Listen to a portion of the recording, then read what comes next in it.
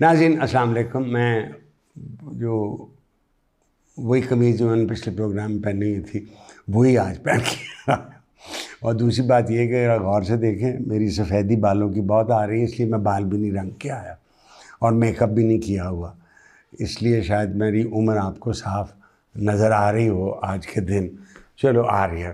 میرا خیال تھا میں آپ سے آج اس پروگرام میں فیض صاحب سے شروع کرنا چاہتا ہوں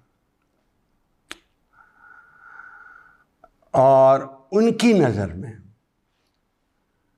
جب پاکستان وجود میں آیا تو ہماری منزل کیا تھی اور ہمارا رخ کیا ہونا چاہیے تھا. یہ ذہن میں رکھیے گا.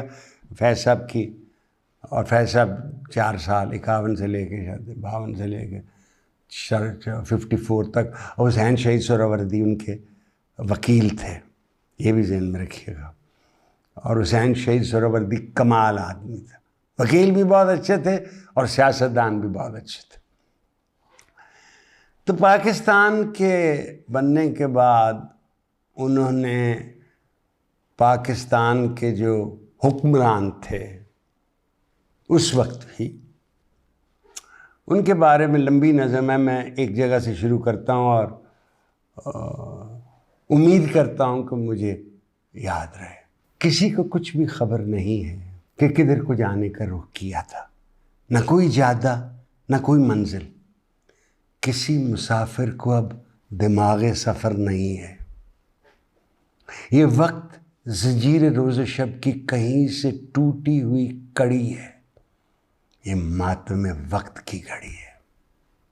یہ وقت آئے تو بے ارادہ کبھی کبھی، ہر روز نہیں، یہ وقت آئے تو بے ارادہ کبھی کبھی میں بھی سوچتا ہوں اتار کر ذات کا لبادہ. کہیں سیاہی ملامتوں کی، کہیں پہ گل بوٹے الفتوں کے، کہیں لکیریں ہیں آنسوؤں کی، کہیں پہ خون جگر کے دھبے. یہ چاک ہے پنجائے عدو کا، عدو دشمن، یہ چاک ہے پنجائے عدو کا، یہ مہر ہے یار مہرباں کی، یہ لال لب ہے میں وشاں کے، یہ مرحمت شیخ بد زباں کی. یہ جامع روز شب گزیدہ، مجھے یہ پیرہن دریدہ عزیز بھی ناپسند بھی ہے. کبھی یہ فرمان جوش وحشت کہ نوچ کر اس کو پھینک ڈالو، کبھی یہ اسرار حرف الفت کہ چوم کر پھر گلے لگا لو. اور ہے کیا ہمارے پاس پاکستان کے علاوہ؟ تو اس لیے جو آپ لوگ پاکستان کے بارے میں آپ کبھی کبھی غلیظ گفتگو کرتے ہیں وہ دل سے نکال دیں.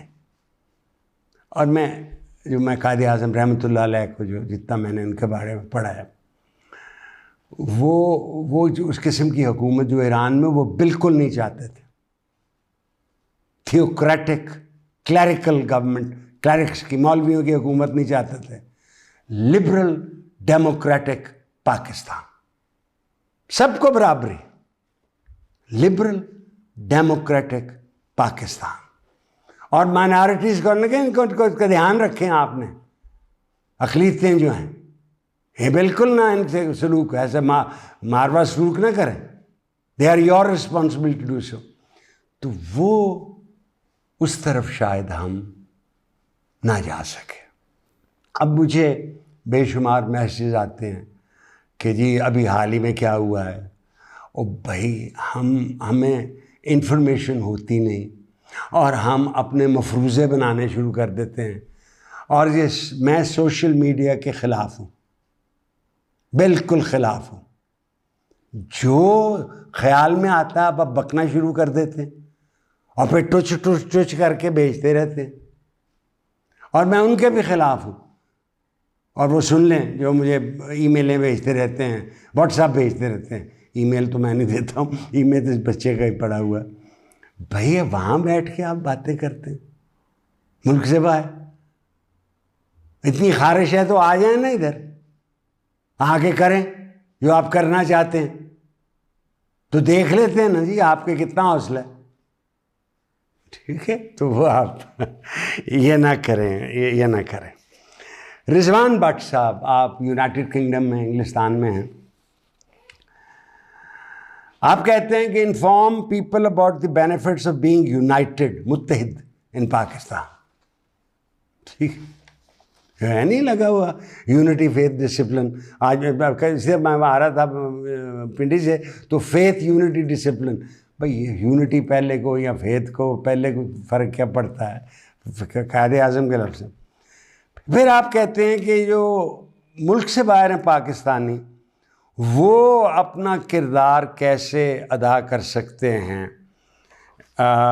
پاکستان کے مشکل وقت میں۔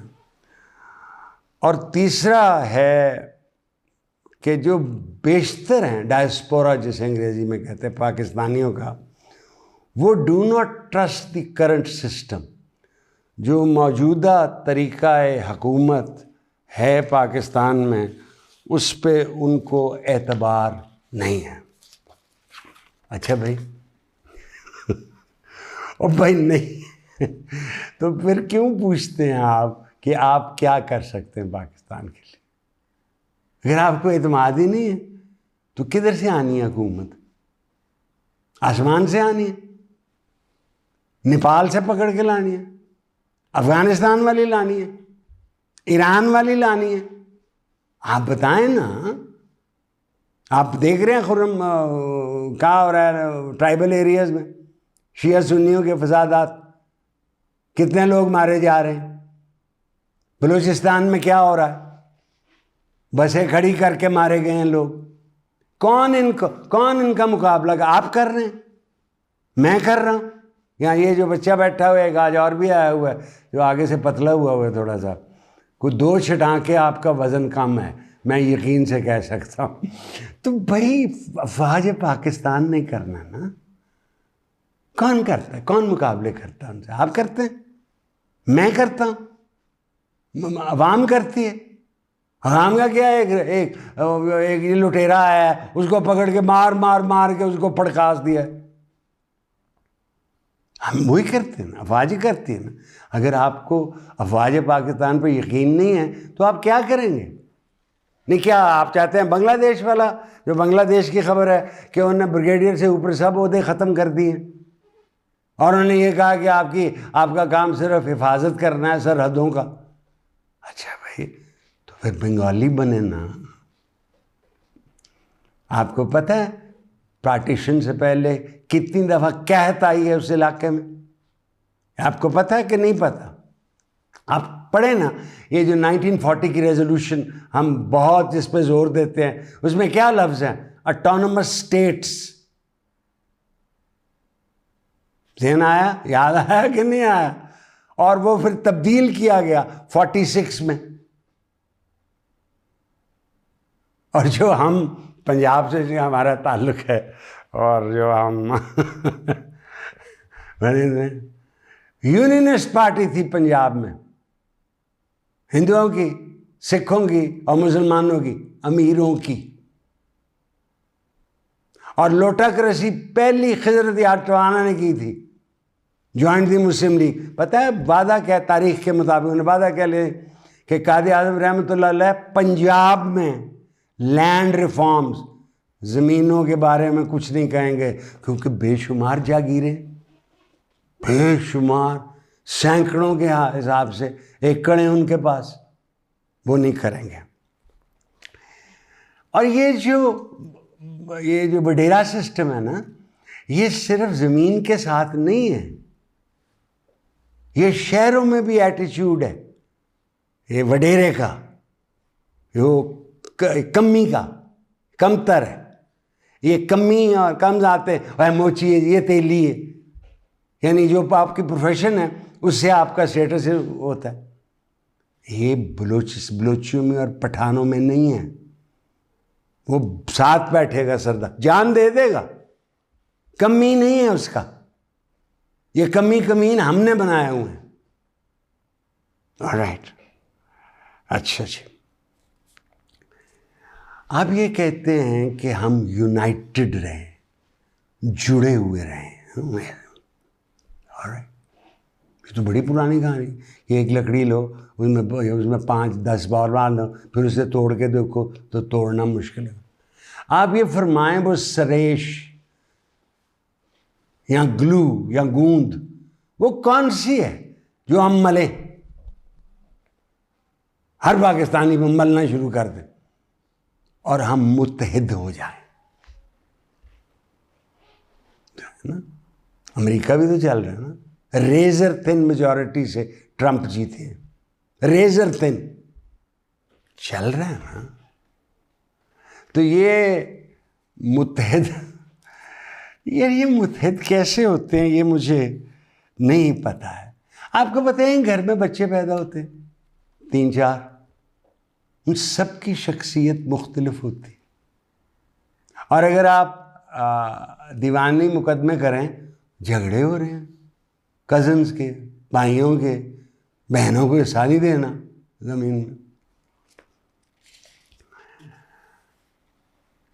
قائد اعظم رحمۃ اللہ علیہ کو اردو ٹھیک طرح بولنی نہیں آتی تھی، کیا جادو تھا ان کے پاس، کیا جادو تھا کہ انہیں متحد کر دیا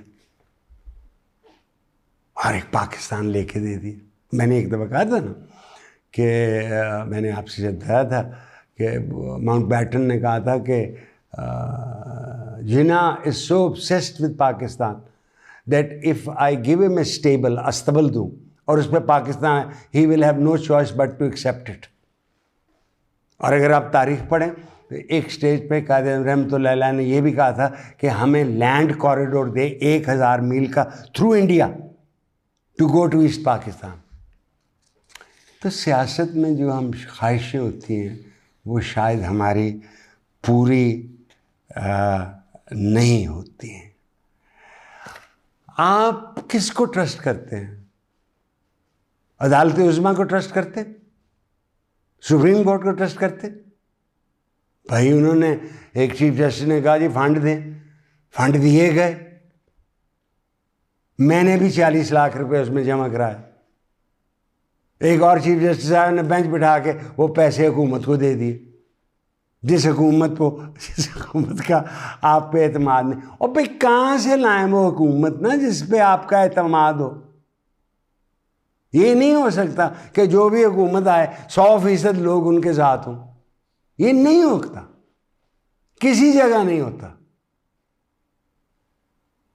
الیکشن جہاں بھی ہوتے ہیں وہ ریشو ہوتا ہے، کولیشن بنے گی، یہ کولیشن بنے گی کہ اس کے ساتھ بنے گی کہ اس کے ساتھ بنے گی کہ نہیں بنے گی۔ سو کیا کرنا چاہتے ہیں آپ؟